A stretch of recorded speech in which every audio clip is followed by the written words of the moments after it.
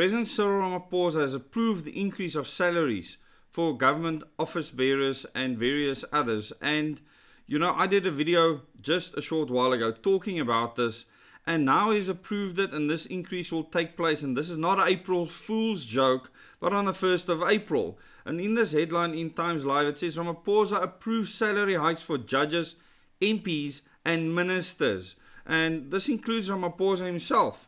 The President approved a 3.8% and 4.1% pay increase for public office bearers. And I want to look at the criteria that was used here, and I want you to tell me in the comments if you agree with his assessment of the criteria when he approved the salary increase for these people.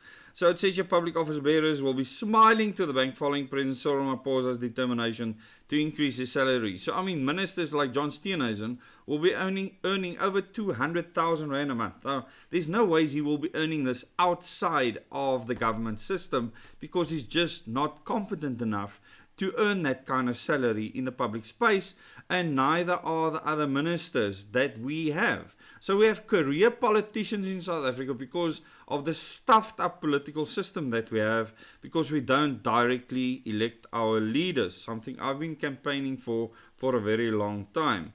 Ramaphosa gave the green light to a recommendation made by an independent commission for the remuneration of public office bearers that the salary of public office bearers will be increased as said, and as I said, is from the 1st of April. Then the President, however, decided to increase the salary of public office bearers by 4.1% and 3.8% in different categories, said Presidency spokesperson Vincent Magwenya on Tuesday. The increase of 4.1% will apply to judges, magistrates, traditional leaders, something we seriously need to talk about, and members of independent constitutional institutions, so Chapter 9 institutions, while members of the National Executive, which is Cyril, Deputy President, all the ministers, so the National Executive and the Deputy Ministers, members of Parliament, provincial executive councils, and provincial legislatures will be receiving a top-up of 3.8%.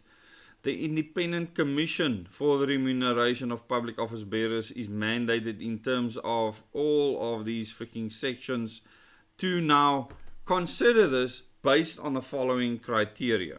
And I'll give you a link to the article in the description below the video as well as in the first comment, so you can go and read it yourself. It's not a very long article, but I want to talk about the criteria here. Magwenya said a number of factors were considered in making the decision, which include but are not limited to. And tell me in the comments how you feel about this. The roles, status, duties, functions, and responsibilities of the office bearers. This is one that I understand, okay? Looking at the role, the status, the status, a bit iffy. Duties, functions, and responsibility of the office bearers, okay? So, when you are a public servant, you should not have any specific status. Your only status is that you are a public servant. Our government doesn't understand this. They are not directly elected. They are not directly held accountable. The party system is a gateway to gatekeeping and protecting these office bearers. The next point, affordability of different levels of remuneration of public office bearers. Can we afford them? We absolutely cannot afford these freaking people. We can't even look after the basic services in the country. And the fact that they actually made the executive larger, the DA should be up in arms, going to war. But no, their people are now included, are ministers. Gayton is a minister, etc. So if you look at Good, Patricia de Lille. So all these people are getting positions, the IFP, etc. And they are earning fat salaries, people. This is what is happening. So can they afford this, considering what the state of the country is right now? Of course not. We should be making the executive smaller. We should be spending less on these people. Then next, current principles and levels of remuneration, particularly in respect of organs of state. Okay, now that is them looking at other countries, what the trends are around the world. Now that would be a normal thing that you do, but if around the world public office bearers are just looking out for their own interests, then this is not a good basis to make your decisions on. Inflation. Inflation makes sense, okay, with regards to this. However, you cannot just look at inflation. You need to look at what the people are already earning and do they deserve it. So merit needs to come into it somewhere. The next point, available resources of the state. Once again, no, we do not have the resources to give you guys increases because you are freaking useless. Hopefully we get towards that.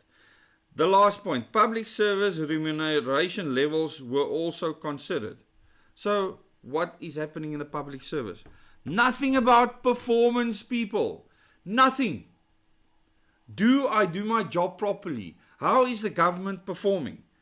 Shouldn't there be a metric put out for the public to decide how the government performs, and based on that, that metric gets inserted into this to decide if they should get a salary increase?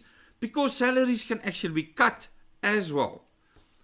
They could even cut the size of the executive. Cyril can do that right now. But because we have a GNU, we have an increased executive. And the DA said, it's just for an interim period. Yeah. So Steenhuisen can earn his fat salary and get fatter and dance with the tunnies. So this is what is happening at the moment. I'm infuriated by this.